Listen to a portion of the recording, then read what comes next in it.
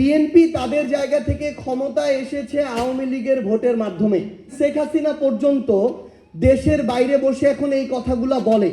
যেই প্রতিষ্ঠানগুলো বাংলাদেশের আওয়ামী লীগ ধ্বংস করে গিয়েছিল সেগুলোর স্বাধীনতার জন্য এই 20টা অধ্যাদেশ বাকি 113টা অধ্যাদেশের চেয়েও বেশি গুরুত্বপূর্ণ ছিল।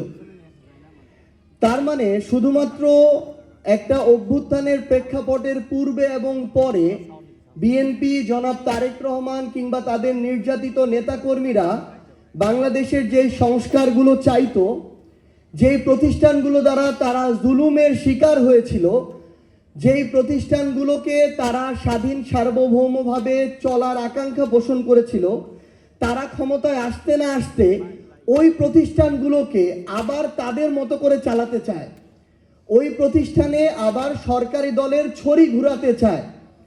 এ কারণেই তারা গুম অধ্যাদেশ বাতিল করেছে, দুর্নীতি দমন কমিশন অধ্যাদেশ বাতিল করেছে, মানবাধিকার অধ্যাদেশ বাতিল করেছে, বিচার বিভাগের স্বাধীনতার অধ্যাদেশ বাতিল করেছে।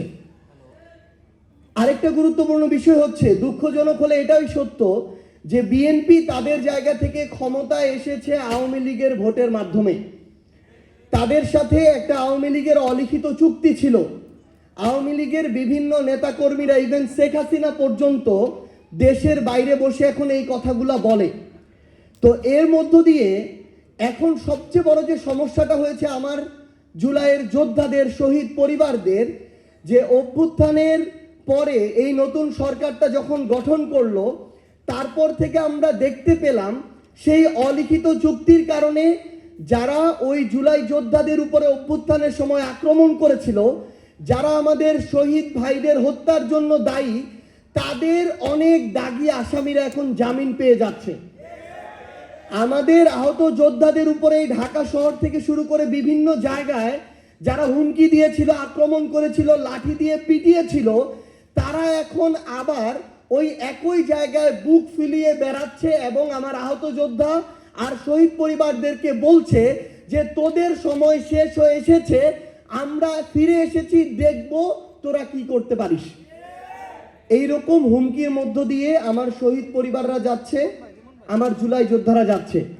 আমরা বিএনপিকে আহ্বান করব যে আপনারা যদি আপনাদের জায়গা থেকে মনে করেন যে আপনারা বিরোধী দলের কবর খুঁড়বেন, আবার নিজেরা সংসদীয় স্বৈরতন্ত্রের পথে হাঁটবেন, তাহলে মনে রাখবেন ওই কবরের আপনাদের জায়গাটা হবে সবার আগে।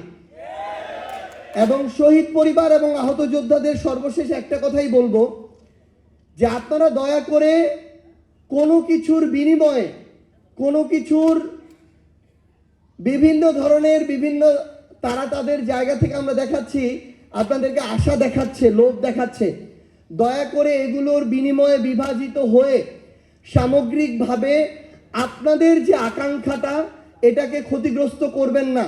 কারণ এই আকাঙ্ক্ষা যদি ক্ষতিগ্রস্ত হয়, বাংলাদেশ ক্ষতিগ্রস্ত হবে, আর বাংলাদেশ ক্ষতিগ্রস্ত হলে আপনিও বাংলাদেশের অংশ, আপনিও এটা হবেন।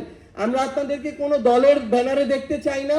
আমরা চাই সকল শহীদ পরিবার এবং আহত যোদ্ধারা একসাথে যে আকাঙ্ক্ষা নিয়ে আপনাদের পরিবারের মানুষগুলো জীবন দিয়েছে, আপনারা ওই আকাঙ্ক্ষার পক্ষে থাকুন।